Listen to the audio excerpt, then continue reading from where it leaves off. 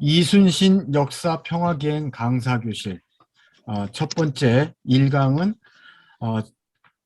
강정구 교수님의 정명가도의 현재 미국의 대조적 견제 뭐 이런 제목으로 1강이 있었고요. 지난주에 2강 이순신 장군의 삶과 투쟁 그리고 전략 전술 교훈 이런 내용으로 정성희 소장님이 강의를 해주셨고 오늘은 이순신 장군의 유적지에 관해서 우리가 랜선으로 좀 탐방을 가보게 될 겁니다. 우리 이명태 선생님의 안내로 랜선 탐방을 하게 되는데 이명태 선생님에 대해서 잠깐 소개를 해드리겠습니다. 이명태 선생님은 역사 작가신데요. 반헌법 행위자 열전 편찬위 조사위원이시고요. 뭐 여기 자세하게 나와 있는데 제가 잠깐 읽어드릴게요. 1959년 경남 거창 출신이시고요. 거창고등학교와 동국대학교 행정학과를 졸업하셨습니다. 고등학교 때부터 사회 문제에 눈 떴고 청년 시절에는 민주화 노동운동에 관계하셨고요. 지금은 한국 근현대사와 세계사, 인문사회와 관련한 집필활동을 주력하고 있습니다. 사단법인 현대사연구소에서 연구위원으로 활동을 했고요. 2005년부터 2010년까지 진실화해를 위한 과거사 정리위원회에서 공식 보고서 발간 작업을 총괄했고 지금 아까 말씀드렸다시피 반헌법 행위자 열전 편찬위원회에서 조사와 집필 노동에 종사하고 있습니다. 저서로는 솔직하고 발칙한 한국 현대사, 스토리 세계사, 두 개의 한국 현대사, 산골 대통령 한국을 지배하다, 국민을 위한 권력은 없다, 대한민국사 1945에서 2008, 그 다음에 거꾸로 읽는 한국사, 그 다음에 거꾸로 읽는 통일 이야기, 그 다음에 북한 50년사 1, 2, 1권, 2권이죠. 그 다음에 대한민국 50년사 1, 2, 그 다음에 1980년대 한국 노동운동사 등 여러 저서를 남기고 계십니다.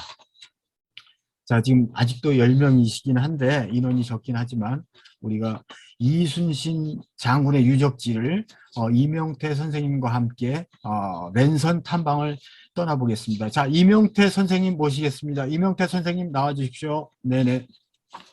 이제 예, 제대로. 안녕하세요. 임명태입니다. 저 목소리 잘 들리시나요? 네, 잘 들립니다. 예. 방금 소개를 굉장히 좀 장황하게 말씀하셨는데, 저는 주로 이제 글을 쓰는 게 제 일이고요. 그래서 1차 연구자, 그러니까 대학에서 1차 자료를 가지고 연구하는 연구자라기보다는 1차 연구를 한 사람들의 글을 좀 일반 사람들이 좀 읽기 쉽게 쓰는 작업이 제 주 작업이라고 얘기를 드릴 수가 있겠습니다. 그래서 하여튼 책은 좀 많이 썼습니다. 그러다 보니까 다양한 분야에서 역사와 관련된 글들을 좀 썼고요. 지금은 제가 최근에는 통일뉴스에 그 해방전후사 이야기를 제가 연재를 해서 지금 75회까지 연재해서 마지막 올렸습니다. 그렇게 제가 글을 주로 쓰고 있습니다. 오늘 이순신 역사평화기행 3강 현장 탐방인데요. 사실 1강, 2강, 제가 2강은 듣지는 못했는데 전에 우리 정성희 소장님하고 같이 가면서 들은 얘기도 있고 교환도 받고 그래서 봤는데 굉장히 이제 내용이 심도 있고 깊이 있는 내용입니다만 3강은 현장이니까 주로 사진을 중심으로 해서 이렇게 쭉쭉 넘어가면서 이야기를 해보도록 하겠습니다. 지금 슬라이드 보이시나요? 예, 잘 보입니다. 예. 예, 잘 보이니까 제가 그러면 이야기를 한번 해보겠습니다. 오늘 대체로 유적지들이 많은데 뭐 서울에서부터 아산, 여수, 사천, 통영, 한산도, 보성, 해남, 진도.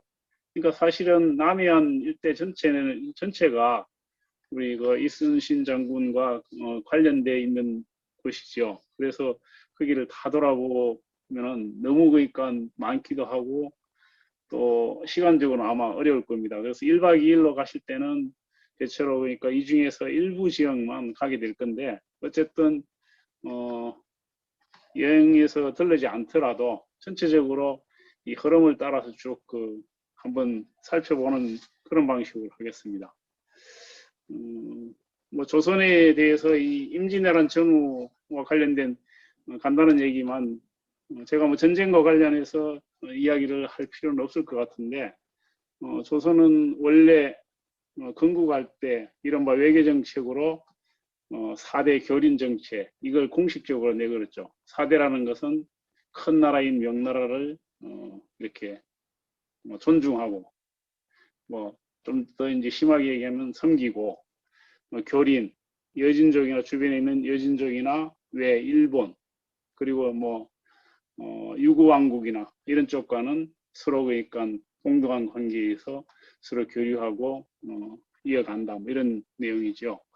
그래서 조선은 사실 그 명과의 관계를 4대 관계 이런 것을 명시했기 때문에 고려시대와는 달리 외교적인 측면에서는 명나라에 그러니까 흔히 얘기하는 이런 그러니까 한수 섞고 들어가는 그런 방식을 택했습니다. 그 대신 내부에 대해서는 간섭하지 않는 이런 것이 이제 명백했던 거죠. 그게 이른바 이제 조공 채권 관계라는 건데 그런 조공 채권 관계에서 물론 그래도 그러니까 그 명나라가 가끔은 내부 문제 간섭을 하려고 했는데 하여튼 근본적으로 내부 문제는 간섭하지 않는 그리고 그게 깨지면 결국 전쟁을 해야 되는 이런 관계였죠. 그래서 200년 동안 조선은 건국하고 나서 평화를 누렸습니다. 그 200년 동안 평화를 누린다는 건 굉장히 쉽지 않은 상황입니다. 그러다 보니까 조선이 원래 군사력이 약하거나 뭐 이런 나라가 아닌데 이게 임진왜란이 나면서 굉장히 그러니까 심하게 당했죠. 그리고 이제 이 임진왜란이 나던 임진왜란뿐만 아니라 그 임진왜란이 끝나고 한 40년, 50년 후에는 다시 이제 명나라 대신에 대륙에서 중국 대륙에서 청나라로 권력이 교체되죠. 그러니까 이 양대난이라고 그러는데 병자호란과 임진왜란 이 두 개의 란이 일어났던 이 당시는 동아시아가 국제적인 그 힘의 관계, 이 국제 질서가 커다란 변화를 겪고 있던 그런 상황이었습니다. 어떻게 보면 지금 이제 미국과 중국이 세계적인 그 지도권을 놓고 다투고 경쟁하고 있는 이런 상황과 유사한 측면이 있죠. 그런 과정에서 하여튼 이 권력이 교체되는 힘의 질서가 기존의 질서가 무너지고 새롭게 변화하는 과정에는 항상 전쟁이라든지 또는 그 커다란 그 변화들을 수반하는 이런 과정이 있었습니다. 조선은 그런 과정에 제대로 대비를 못 해가지고 두 번 굉장히 큰 고통을 당했죠.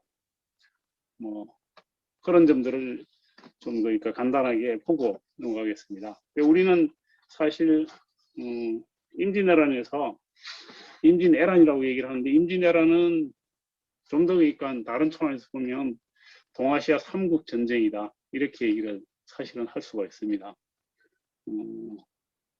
일본과 조선과 명나라 이 세 나라가 동아시아에서 그러니까 기본 질서를 이루고 있는 세 나라였는데 이 세 나라가 다 전쟁에 동원이 된 거죠.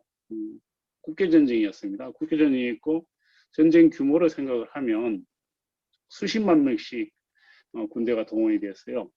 그 당시 이제 이 시기부터 유럽이 이른바 그러니까 세계의 주도권을 부상하기 시작을 해서 한 200년 정도 지나면 세계의 주도권을 지는데 이때 전쟁을 굉장히 많이 합니다. 유럽 쪽에 보면 뭐 우리가 알다시피 농민 반란서부터 시작해서 종교전쟁이라든지 특히 종교전쟁이 굉장히 극심하게 시작이 되죠. 그런데 이 전쟁의 규모가 동아시아와 사실은 비교가 되지 않습니다. 많이 동원해야 뭐 3만 명, 5만 명, 정말 많아야 10만 명 이런 규모예요. 근데 동아시아는 과거의 그러니까 우리 전쟁 규모를 보면 중국 대륙의 중원 국가가 전쟁을 하면 30만 명에서 많이 동원하면 100만 명씩 동원했습니다.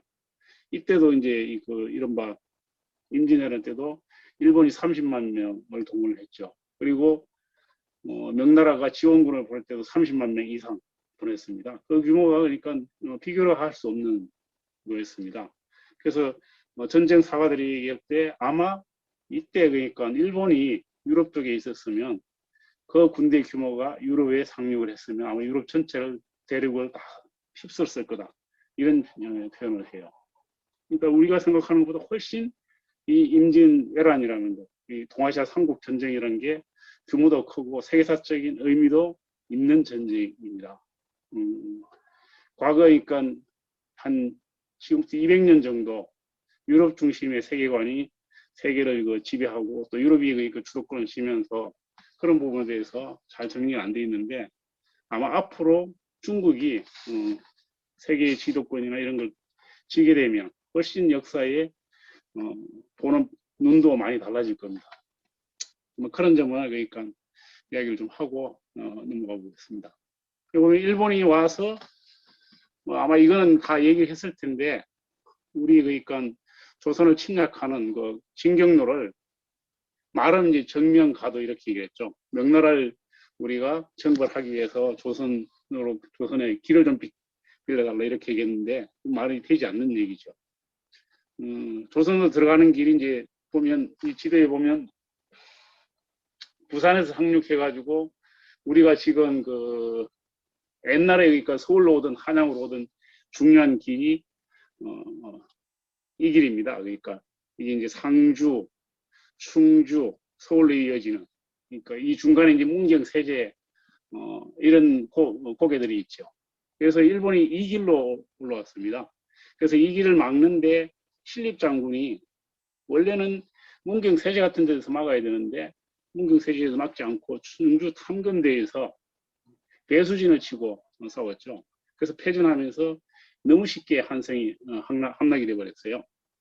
그 일본이 이제 조선을 완전히 정복하고 그 다음에 이제 명나라를 갈 생각이 사실 있었던 겁니다. 있었고 그러기 위해서는 이제 조선을 완전히 장악하기 위해서는 문제는 이제 전쟁을 해야 되는데 전쟁 물자나 이런 걸 동원해야 되는 거죠.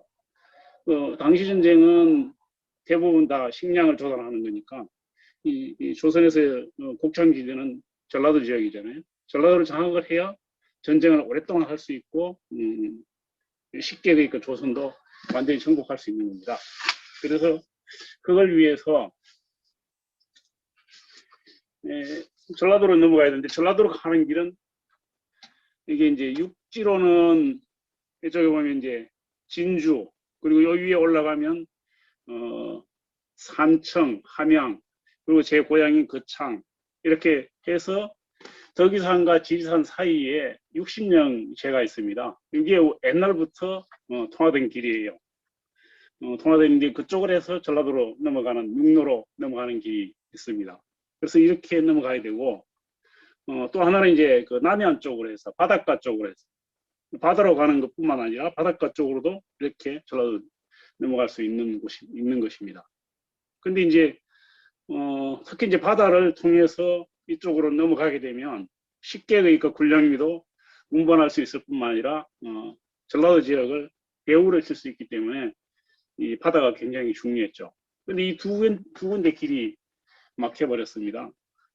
이 경상도 쪽으로 해서 육지로 넘어가는 길은 이른바 잘 아시겠지만 의병, 뭐 곽재우라든지 정인홍이라든지 이 사람들이 나중에 이제 이른바 4대 그러니까 뭐 당파랄 얘기를 할 때 대체로 북인 쪽에 속하는 이런 사람들인데 이 지역에서 굉장히 광범위한 의병들이 드러나서 일본의 통로를 막아서 저지를 했습니다.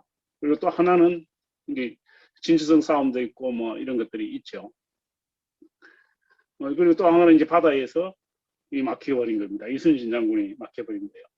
그러니까 일본이 그러니까 7년 동안 전쟁을 했는데 7년 동안 전쟁을 하면서 초기에 기세로 보면 이게 삽시간에 순식간에 조선 전체를 집어삼켜서 장악을 해야 되는데 그게 잘 안 된 겁니다. 그런 잘 안 된 이유 중에 가장 큰 이유가 이 곡창지대 전라도를 장악하지 못했기 때문에 안정적인 배후를 확보하고 군량물을 확보하지 못했기 때문에 그랬던 겁니다. 그래서 결국 나중에는 이 전쟁이 거기다가 이제 시간이 걸리니까 명나라 지원군까지 와서 전선이 평양을 점령을 했는데 결국 평양도 뺏기고 밀려 내려오죠. 밀려 내려와서 이 남쪽 지역에 그러니까 일본이 근거지를 마련해서 전선이 그러니까 교착 상태에 빠집니다. 교착 상태에 빠지고 이 남해안 지역은 이순신 장군이 완전히 장악하고 있어서 사실은 일본이 오도가지 못하는 그래서 시간이 굉장히 오래 걸리는 겁니다. 초기 1년, 2년 정도 그 전쟁을 격렬하게 했다가 한 3, 4년 정도 교착 상태가 유지가 되었던 거죠. 그런 상황을 우선 뭐 좀 잘 아시겠지만 아마 두 번의 그 강의를 통해서 이야기를 들었기 때문에 많이 했기 때문에 잘 아실 거라고 믿습니다. 그래서 그런 점을 감안하고 보도록 하겠습니다.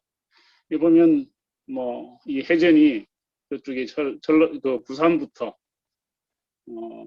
이쪽 그러니까 진도까지 그 남해안 전체를 사실은 이순신 장군이 그러니까 활약을 했고 뭐 초기에는 주로 이제 부산과 가까운 지역의 이 거제도 주변에서 싸움을 많이 했죠. 싸움을 많이 했고 중간에 원균의 모함을 받아서 이순신 장군이 체포되어서 서울로 갔다가 죽을 고비를 넘기고 그 사이에 이제 이 조선 수군을 다 말아먹었죠. 다 말아먹는 바람에 이쪽에 밀려서 이쪽까지 다 넘어오게 되는 거죠.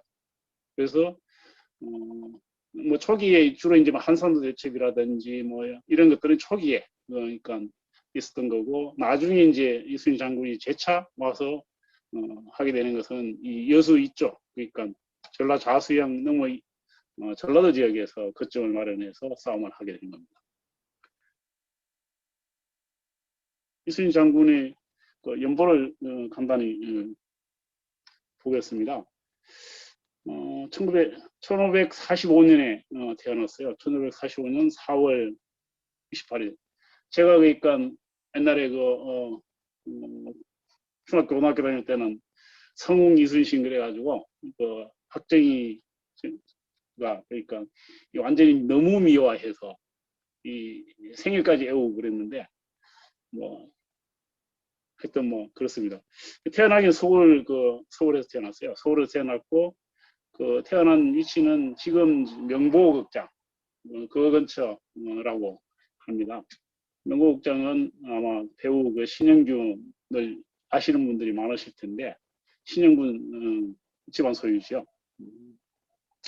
그 근처에서 태어났다고 그래요. 그리고 어릴 때 유성룡과 유성룡은 한 3살 정도 차이가 있는데 그래서 유성룡과 친하게 지내고 나중에 결국 그 유성룡의 도움을 받아서 사실은 이순신 장군이 중요한 그러니까 직책을 얻어서 역할을 할 수 있게 되죠. 그래서 유성룡이 쓴 징비록에 보면 어린 시절의 비화 이런 것들이 좀 나옵니다. 그러니까 뭐 화를 잘 쏘았다, 싸움을 잘했다, 뭐 이런 그리고 이제 강직했다 이런 얘기들이 나오죠. 그리고 사형주 중에 셋째였다고 그래요. 근데 실제로 이제 어린 시절을 서울에서 주로 보낸 것은 아니고 그 외가가 있는 아산에서 많이 생활을 했다고 그래요. 그래서 지금 아산 현충사가 거기 만들어진 이유가 어릴 때 그쪽에서 살았고 그리고 이제 중년기에도 아산에서 생활을 합니다. 그리고 거기 집이 있었죠. 그래서 고택이 있습니다. 그랬기 때문에 아산의 현충사가 만들어졌어요. 잘 아다시피 이순신 장군은 28살에 무과 시험을 봤는데 낙마를 했어요. 그러니까 말을 타다가 떨어져가지고 다리가 부러져가지고 무과에 떨어졌다는 거죠. 그래서 보면 뭐 제가 어릴 때 이렇게 슬라이드 영화 같은 거에 보면은 부러진 다리를 버드나무 가지로 묶어서 다시 말을 탔다. 뭐 이런 얘기들이 나오는데 하여튼 32세에 무과급제를 했습니다. 그러니까 굉장히 늦은 나이죠. 지금 우리나라로 지금 뭐 거의 이렇게 딱 비교할 수는 없는데 사실은 뭐 40대 중반 이상 넘어선 그런 나이라고 봐야 되겠죠. 그리고 무과급제도 1위가 아니고 4위를 했다고 그래요. 그러니까 원래 이순신은 무인이라기보다는 그 문인적인 그런 기질들이 굉장히 강했던 것 같아요. 근데 물론 이제 그 나중에 뛰어난 그 전략 전술, 원래 유명한 장군들이 보면 사실은 과거에는 문인들이죠, 문관들이죠. 싸움만 한다고 되는 게 아니니까, 칼만 쓴다고 되는 게 아니니까. 어쨌든 뭐 이렇게 늦게 좀 한 거고, 그래서 별로 그러니까 뭐 그 벼슬이 빨리 성진을 하지는 못했던 것 같아요. 전라좌수영이 처음에 발포에서 수군 만호를 했는데 하급 군관이죠. 만호를 했는데 전라좌수사한테 뭐 이렇게 찍혀가지고 이렇게 쫓겨나기도 하고 뭐 그랬다고 그래요. 그리고 이제 저쪽에 한경도 쪽으로 올라가죠. 한경도 쪽에서 이 녹둔도라고 지금은 그 녹도라고 그러는데 러시아 땅이 돼 있죠. 그러니까 두만강 마지막 끝부분에 그 섬입니다. 섬이 있는데 대부분의 섬이 북한 땅인데 하여튼 이 녹도는 지금은 러시아 소유로 되어 있어요. 이쪽에서 그러니까 건물을 했습니다. 그리고 58년에 이제 유성룡의 청구로 정업 현감이 됐어요. 그러니까 이 종육품인데 별로 높은 직위는 아니죠. 그러니까 그래도 뭐 하여튼 그 수령, 하여튼 지방의 그 수령이니까 이때 그래도 괜찮은 편이었는데 근데 갑자기 하여튼 그 91년부터 급성진을 해요. 그래서 진도 군수 종사품, 그리고 이제 가리포 첨절세사 종삼품, 그 다음에는 전라자수사 정삼품, 이렇게 이제 초고속 승진을 합니다. 이게 그러니까 선조가 잘 봤던 것 같아요. 물론 그 배경으로 이 당시 이제 그러니까 굉장히 그러니까 그 명망을 얻고 있었던 유성룡의 그 지원이나 이런 것들이 있었기 때문에 가능했는데 임진왜란 발발 1년 4개월 전에 그래서 전라좌수사로 임명이 되었던 겁니다. 이건 참 그 조선으로부터 보면 굉장히 큰 그러니까 운명적인 이런 거였죠. 그래서 전쟁이 났을 때 준비를 잘 해가지고 연전연성을 했습니다. 연전연성을 했고 그 여수에서 이제 그 전라좌수사 본거지가 있었으니까 여수에서 거점을 두고 싸움을 했습니다. 경상 좌수사, 우수사는 다른 사람이었기 때문에 그 이순신 장군이 다 그러니까 싸움을 할 수는 없었어요. 그런데 다른 지역의 군대들이 제대로 싸움을 못하니까 이순신 전라 좌수영 군대들이 굉장히 지원을 많이 했죠. 그 다음에 이제 93년에 이게 전쟁이 결국 공을 많이 세우니까 삼도 수군 통제사라는 걸 만들어가지고 수군을 전체적으로 이순신 장군이 통일적으로 지휘할 수 있게 이렇게 만듭니다. 근데 이제 원균과 불화가 생기죠. 그때 이 삼도 수군 통제사를 하면서 그 거점이 어디다 뒀냐면 한산도에다가 뒀습니다. 근데 이 원군의 모함이라든지 반대 세력의 그 모함으로 결국 그러니까 서울로 압송이 되어서 대기종군을 하게 되죠. 하게 되고 이순신이 떠나니까 완전히 남의 조선 수군이 엉망이 되어서 다 계속 패전을 하게 됩니다. 그렇게 해서 이제 다시 이순신을 쓸 수밖에 없어서 이순신을 썼고 이순신이 돌아와서 멜두책이 남은 배를 끌고 진도 쪽으로 가서 싸움을 하는 게 그게 이제 명랑해전이죠. 뭐 이렇게 됩니다. 그렇게 보면 이순신 장군이 그러니까 지역과 관련해서는 아산, 여수, 한산도, 진도, 그리고 이제 마지막에 노량에서 순국한 노량 지역. 노량은 여수와 남해 사이에 있는 바다고 지금 현재는 이제 하동군과 남해군 사이에 기어 있는 남해군의 앞바다인 거죠. 거기서 전사했습니다. 이런 지역들이 이순신의 그러니까 유적과 관련해서 중요한 지역이라고 할 수 있겠습니다. 아산 현충사는 근데 이제 아산 현충사가 원래는 이게 본가가 있는 데니까 이 이순신 장군이 돌아가시고 나서 나중에 유생들이 그 사당을 건립을 해야 된다. 그래서 아산에다가 사당을 건립해서 위패를 모셨는데 이게 대원군 때 서원 철폐령에 의해서 없어졌다고 그래요.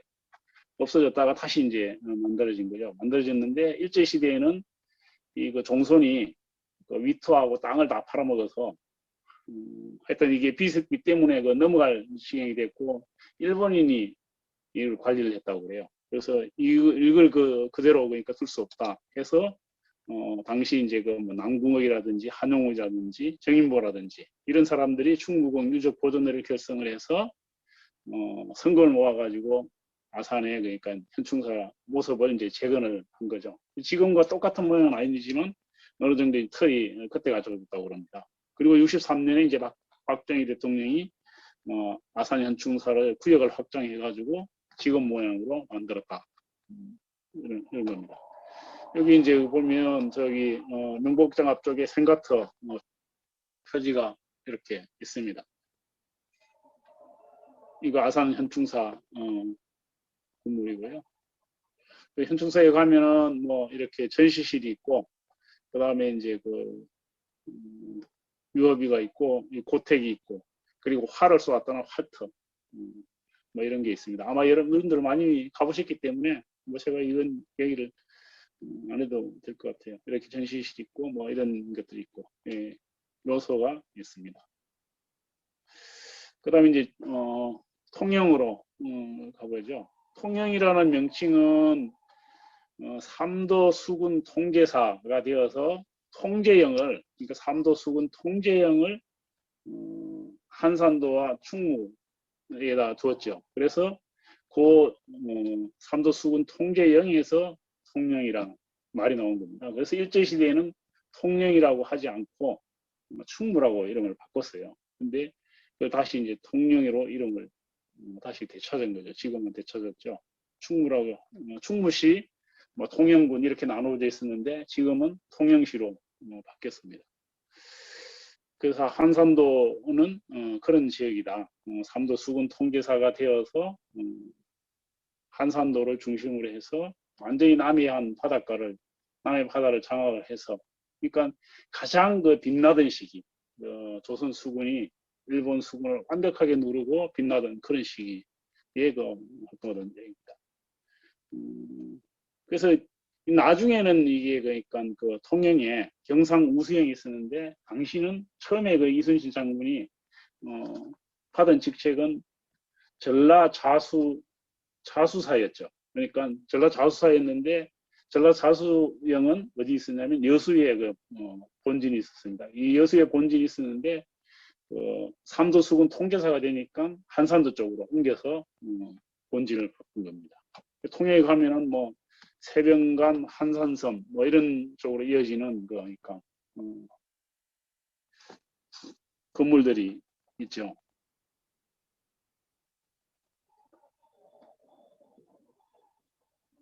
그 세병간은 이제 그 통제영 본부 자리에 있는 건물인데 그 건물의 가장 큰 그러니까 핵심적인 건물이었죠. 뭐 회의장으로 쓰였다고 볼 수 있을 것 같아요. 회의장이자 집무실이자 그런 것이었고, 그리고 통영은 우리가 잘 아는 그 토지의 작가 박경리의 고향이죠. 박경리의 고향이고 윤희상 선생의 사실상 고향과 다름없는 곳입니다. 윤희상 선생이 원래 태어나기는 아마 저기 그 산청에서 태어났을 텐데 실제로 성장하거나 그리고 활동을 한 곳은 통영입니다. 그래서 통영을 자신의 고향처럼 생각하고 계시죠. 그리고 지금 무덤도 논란이 많았는데 결국 이쪽에 썼습니다. 이 동백님 사건이라고 1967년에 난 그러니까 동베를린 지역에 독일에 유학을 갔던 유학생들, 뭐 독일에 살고 있던 이런 지식인들이 동베를린 북한 대사가 늘 왔다 갔다 하면서 난 사건이죠. 그래서 당시 중앙정보부장이었던 김영욱이 중앙중보부 요원들을 서도까지 보내가지고 몰래 납치해오시피 해가지고 이 외계 문제가 되었던 그런 사건입니다. 이 사건으로 굉장히 고초를 많이 겪었죠. 윤희성 선생은 뭐 그때 자기 이제 그 글이나 이런 데 보면 이 작곡을 하는데 갑자기 그러니까 그 고구려 무용춘 벽화를 보고 싶었다.